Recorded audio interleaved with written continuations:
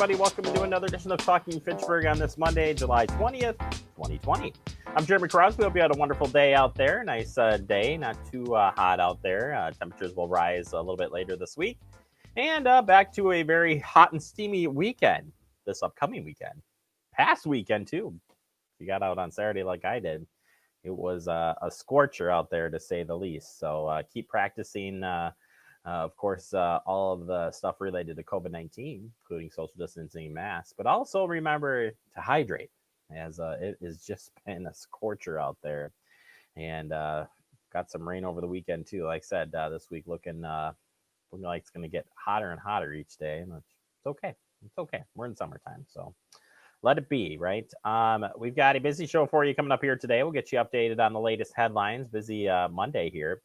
We'll be following up on the bike rescue we told you about this morning. We'll check in with Joe Povemacher, breaking it all down for us on these types of rescues and more. And we will talk about that here in the headlines. It is Monday. Got your Verona Road construction update for you. Get you the latest, including K-Pike being open. That new intersection looking good. We'll take a look at some photos coming up as well. Department of Trade Consumer Protection takes us into the guest segment today, and we're talking about government imposter scams. Yes, as COVID-19 continues, there's been, of course, more scams out there. And we'll have Laura here from Department of Trade Consumer Protection. She'll get us the latest information on that. But first, we do kick it off with the headlines. And we're starting with the road closure today. The intersection of Commerce Park Drive and Sub-Zero Parkway will be closed. This is going to be starting on July 24th through July 25th for removal of road base and paving binder. The closure dates may change. If there's any rain delays, any notifications, we will certainly let you know on that. Businesses in Commerce Park Drive south of Basswood Drive will have access from the north. The Promega CMC contractors will be allowed to park on both sides of Sub-Zero Parkway for the road closure to Bud's Drive for the days the road is closed. And Andrew's got this map up showing you exactly where we're talking about here and the detour route around that. So please go ahead and use that route to work your way around this project as they get things all set here. And again, we'll pass on any other information if that project happens to delay because of rain. All right, we told you about this last week, but I want to remind you today that the assessment notices will be mailed out to residents. They were mailed out last week. In fact, the purpose of the assessment is to assure that all property in the city is valued fairly and equitably and required by law. Many individuals, such as property owners, prospective buyers, appraisers, real estate agents, builders, title companies, and government agencies, may utilize this information for various reasons. If you have any questions about your assessment, you're encouraged to contact the assessing department. And you do it through this. Open Book is the informal appeal process. Open Book will be held weekdays starting July 22nd through August 7th, 7:30 a.m. to 4:30 p.m. Due to COVID-19, Open Book meetings will be held via phone. If property owners would like to discuss their assessments, they should contact the assessing department. Their number is 270-4235. The assessment roll will be located at City Hall and can be viewed by scheduling an appointment with the assessing department. Assessed values can also be located at Dane County's website. It's called accessdane.countyofdane.com. And then the formal review process is called Board of Review, and Board of Review is scheduled for Friday, September 18th at 9 a.m. Property owners should contact the city clerk at 608-270-4200 no later than 48 hours prior to the start of Board of Review to give the intent to file for an appeal. And we just got information here today that there has been a high call volume so far. So you have gotten the message out there or have received the message, and the assessing department wants you to know that while they've been receiving a lot of calls, they're encouraging you to make sure when you do leave a message, leave your name, address, and phone number so we can reach you. We need all of those components. That way we're ready to go when we're going to be talking with you. So staff will return the calls as soon as possible, and we appreciate your patience as we work through this. So, yeah, a lot of information there. All of that is available on the website, including the numbers. And, of course, Andrew will share the link up here to that story so you can find out where all that information is located. All right, we talked about this on the update, the TF update this morning. Was a mountain bike rescue. Happened last night just after 6:30 p.m. And I want to take time to talk with Joe Povemacher about the rescue and just rescues overall of this nature. We responded today to the Quarry Ridge mountain bike trail for the report of a mountain biker that had fallen and required our assistance to be extricated from the trail. Couldn't do it by themselves, so we were able to respond with the ATV along with additional personnel. We initially didn't know whether the biker was entangled in trees or anything of that nature.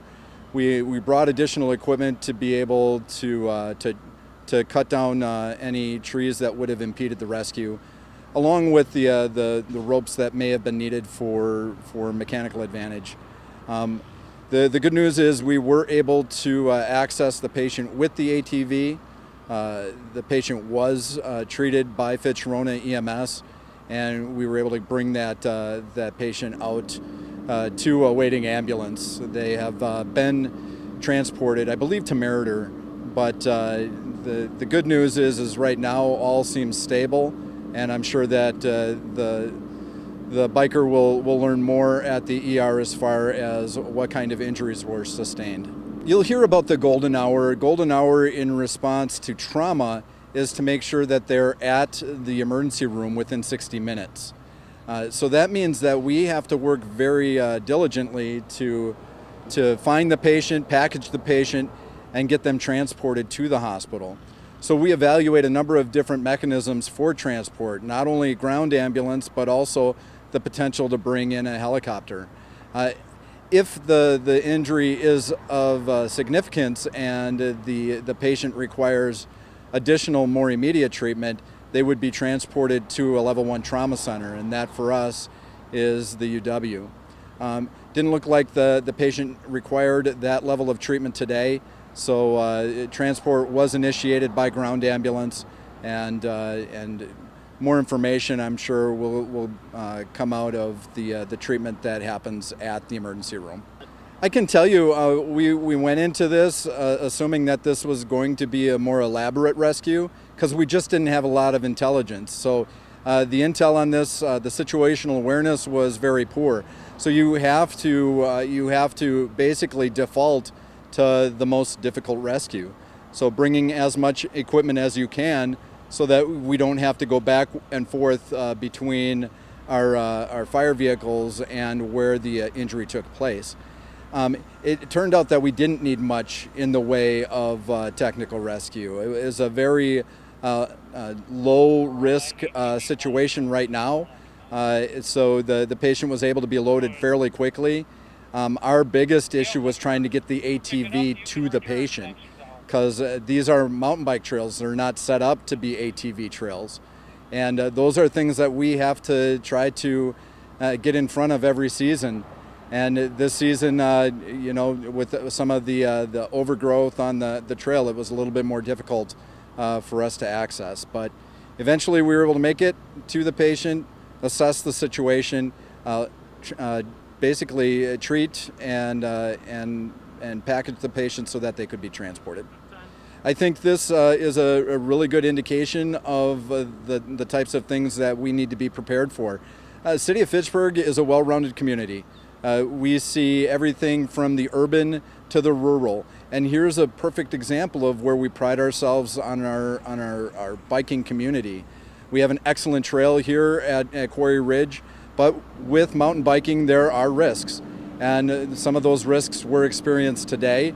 The good news is the Fitchburg Fire Department has made it a point to be able to address this exact situation through the type of training that we have and the equipment that we've put into place. There you have it. We'll check back in with Joe if there's any other updates to that story. And of course, keep your eye out here on Fact TV as I try to keep you updated on the latest news happening, including our public safety sector. And that's where we transition into now. We want to help the Fitchburg Police Department stop crimes of opportunity. And this graphic is a good one, very timely. We've talked about this, but I'm glad they made it.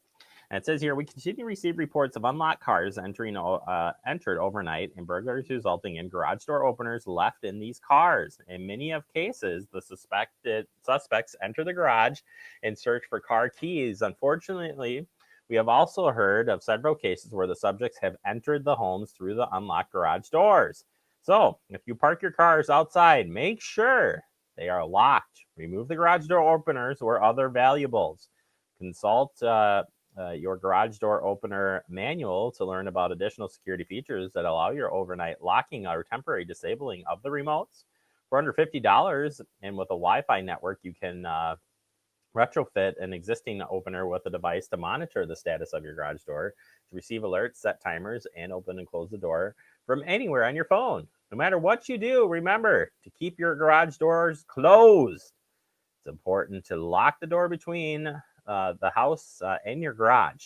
You got to do that at night. Make that your final check. Open the garage door, look outside, make sure your garage door is shut. If you got a car outside, beep, beep. Check that it's all locked up. And then you can do your part to help prevent property crime by taking these easy steps. We've talked about it. It's still happening, folks. So we need to pass the word on and tell people and ourselves, remember to check in on all these things so we can avoid this from continuing to happen. All right, that does it for our headlines. Coming up next, we open up the digest with your Verona Road construction update. But first, a very busy week of meetings coming up. Here's a look at those.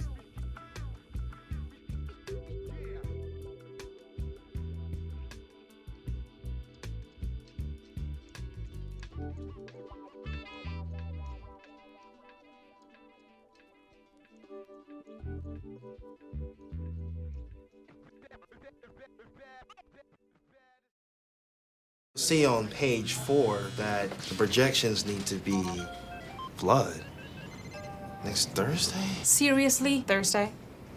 Can't do that. This is really inconvenient. I have yoga that day. I have no time for this.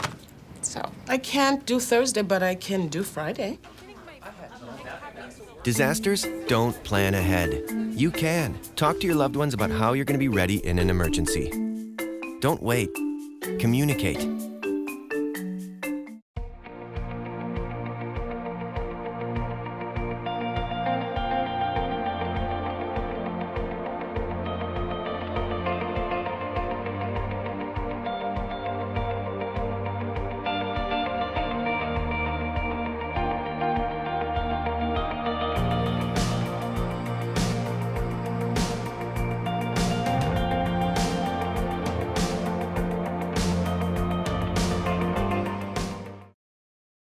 Welcome back into Talking Fitchburg. On to the Verona Road construction update. Do this every Monday during the construction season, and this being the last season, so it's a countdown. No more construction Mondays, at least Verona Road style anyway. All right, let's jump right into this, and we start here with this. County Pack Road at County PD McKee Road. We reported this last Friday. It's open. Have you drove through there and taken a look? I drove past there last night. I didn't look. Sorry. As a reminder, only right turns are permitted at the intersection, as well as left turns to County PD, to Cape Road or Nesbitt Road. So this is the permanent configuration now, and we'll take a look at that here in just a second. Moving forward, though, we'll give you the updates, and not a lot of changes here. We start with County PD McKee Road between Verona Road and Commerce Park Drive. 2 lanes are open on the westbound and eastbound within these project limits. Be alert for crews and equipment near the travel lanes. A lot of construction activity down there, not just because of the road construction. Well, it's all road construction, but it's basically from Verona Road all the way through Seminole Highway. So a lot of construction there, a lot of vehicles moving in and out. Your best to put down all the distractions and be alert as you travel through the construction zone. All right, County PD McKee Road between Verona Road and Commerce Park Drive. Here is a look at the Capeck Road intersection, Capeck and Nesbitt. And this is it. It's permanent now, folks. It's all done. And yeah, you can make a right turn into Capeck, right turn out of Capeck, and you can make a left turn off of County PD onto Capeck. And same thing on the other side with Nesbitt. So that is the configuration as it stands. No more stoplights there. You know that. And the stop signs at each one of those sections. It's because of how close it is in proximity to the other intersection that they couldn't do the stoplights there. So either way, That is the configuration. All right. Otherwise, left turn lane is still closed for the westbound County PD to Hard Rock Road as they reconstruct the westbound side. Right turns are open, though, from eastbound County PD onto Hard Rock Road, and same with heading off of Hard Rock onto County PD. And as far as openings go, all turn movements are still available at the intersection of Verona Road and at Commerce Park Drive. Those continue to be open, so please, you can pass through there pretty easily. All right, looking at the 2-week outlook, and it's this: grading, aggregate, electrical work, concrete paving to continue for the new westbound traffic lanes of County PD until mid-August. Easy enough. And we've got a photo for you as they continue to grade. The grading work is ongoing along the westbound County PD McKee Road within the project limits. Despite the fascinating equipment and operations, please keep an eye on the road. That's why you tune in to hear. Steve wants you. So, check out their Facebook page. Watch this. Steve Tyson DOT. Love that guy. And he keeps us up to date on what's going on out there. And he also wants to hear from you, too. If you have any questions about this project, the public involvement remains very important to Steve and the gang. So you can still contact them with any questions. Best way to start that conversation? Well, you can check out the website, projects.501wi.gov/Verona Road with the Stay Connected. Easy as that. And speaking of staying connected, not only can you check out the DOT site, you've got the Verona Road Business Coalition. Both of these have social media pages, the Verona Road Project from the state of Wisconsin and Verona Road Business Coalition. Check it out. Keeping you up to date. And we're way beyond halfway through this project. Very excited. It's wrapping up and things are looking really good there. So please be aware of all that construction, but we're almost done, folks. You've done a great job hanging in there, and we'll check in with next week's update here on Monday on the show. All right, we're going to take a quick break. Coming up next, we open up the guest segment. Checking in with my friends at the Department of Trade, Consumer Protection. We're talking about government imposter scams. Stay tuned. We got all the details on that next right here on Talking Fitchburg. Gaining weight was easy. All I had to do was sit down and eat. Losing weight's a lot harder. I have to work at it every day. But with every step, I lower my risk for type 2 diabetes and heart disease. And that makes every step, every choice, every day very much worth the effort. Learn how you can help stop diabetes by losing weight, eating healthy, and staying active. Visit checkupamerica.org or call 1-800-DIABETES. Yeah! Sam, Elmo! Oh, hey, Julia. Are you ready to play band with us? I'm gonna play my clarinet. And Elmo's gonna play his drum. Drum loud. Oh, well, you know what to do, Julia. Julia knows. Mm-hmm. With Julia's autism, loud sounds can be too much. But she still loves to make music. Play band. Early screening for autism can make a lifetime of difference. Find out more at screenforautism.org. Welcome back into Talking Fitchburg. Joining me today from the Department of Ag, Trade, Consumer Protection, it's Laura Sutherland. And Laura, what do we got on the docket today? We're talking a little bit about government imposter scams. This is going to be a very interesting one.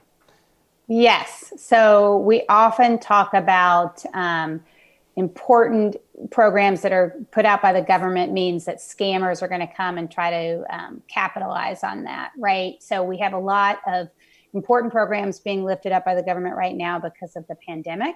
And scammers are trying to take advantage of all of those and all of our fear around the pandemic. So one particular issue is the contact tracing. There are people from the government contacting you if you have been infected or tested positive for COVID-19. We usually say the government's not going to call you out of the blue. Well, in this instance, they are. They are legitimate government contact tracers calling you out of the blue.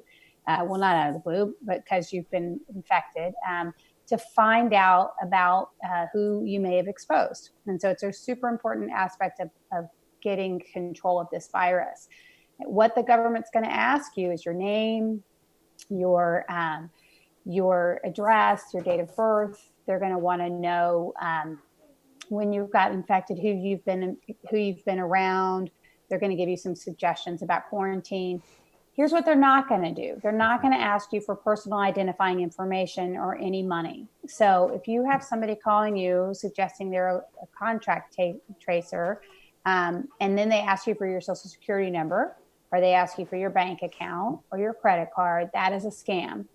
And you should hang up immediately and ideally report that to DADCAP so we can get on top of that. But the government is going to ask you just basic information about your ethnicity, your location, your name, and your health, because that's what they're trying to figure out. Yeah, would any, I guess the question to follow up here would be, how could you verify that the contract or the contact tracer is legit? And I know it's a tip that you actually guys have said before, I believe. But would you recommend hanging up, calling them back, or what would you say would be the best protection for you to verify they are who they are?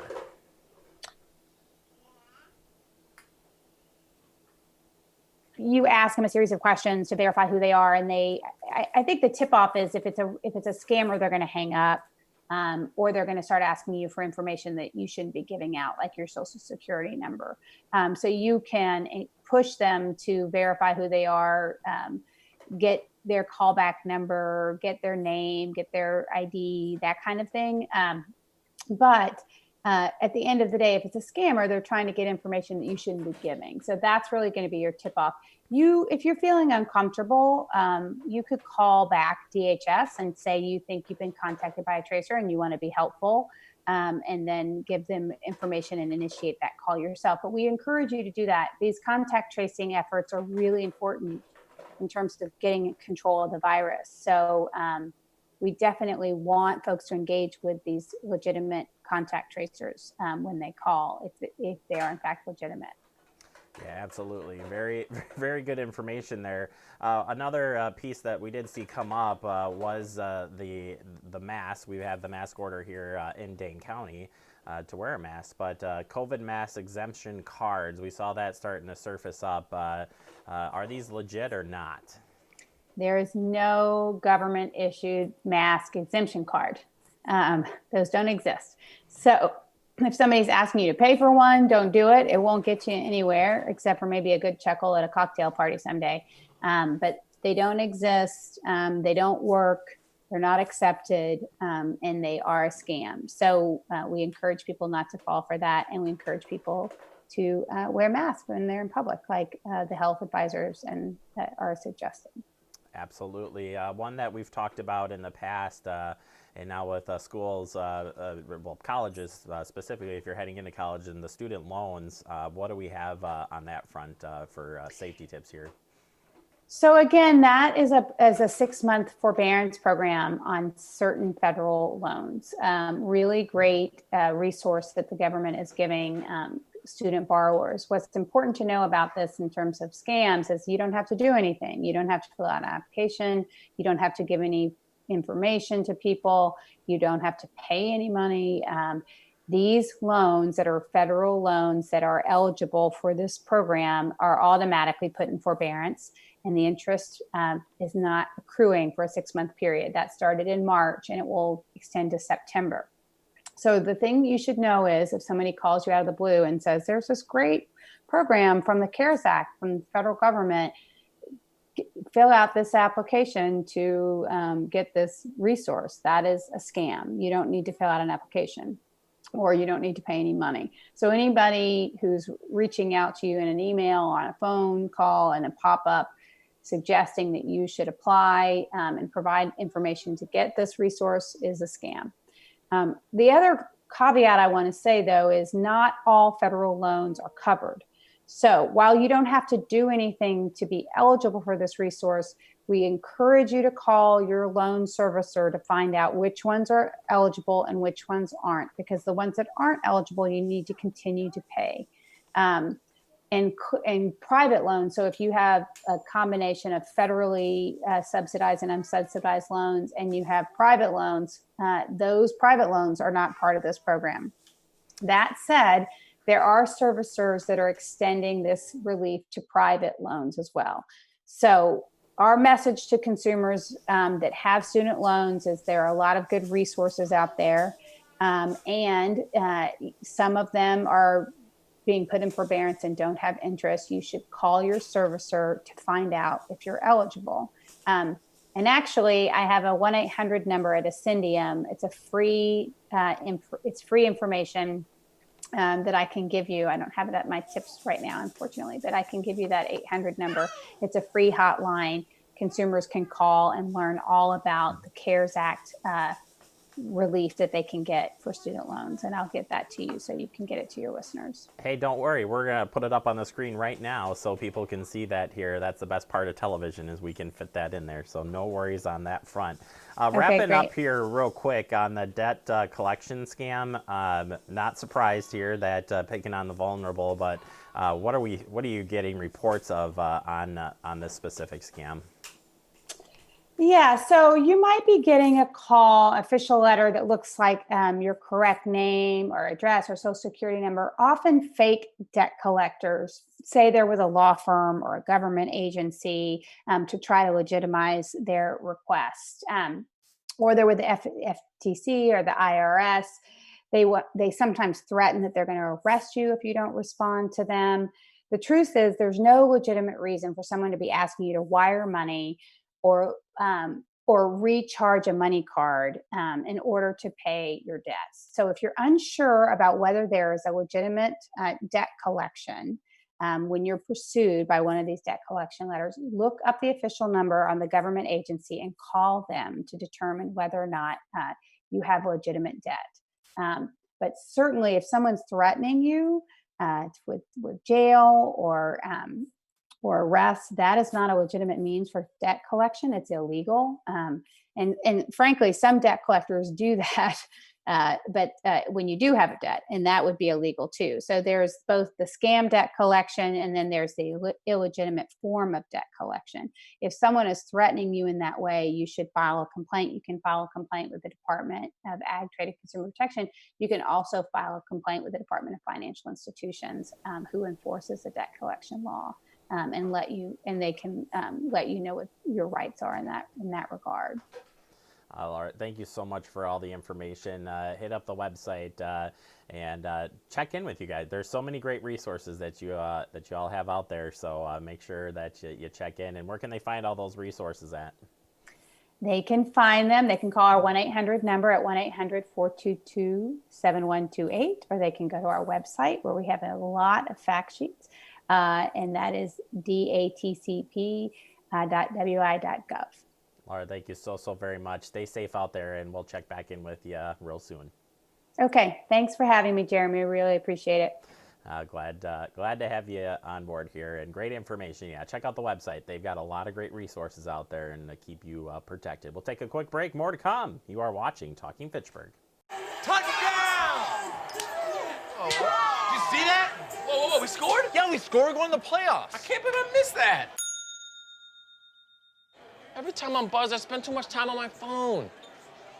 What? I should take your phone away. No. I'll call for a ride.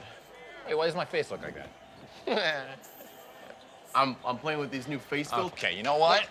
Yep, that's mine. I'm gonna need that back. No. Kevin! Back into Talking Fitchburg, wrapping up the show for the day. I want to thank my friends over at the Department of Ag, Trade, Consumer Protection. That's Laura Sutherland and Michelle. They both help us out. And Ty, I mean, I guess you can't cut out Ty either. All of them helping us get you the information you want to know about Department of Ag, Trade, Consumer Protection, keeping you protected. All right, as we close out the show here, I want to remind you to check us out through social media, online, or on Apple TV and Roku. We're everywhere, folks, for you to watch easily. Have a great day, everybody. We'll see you back here tomorrow.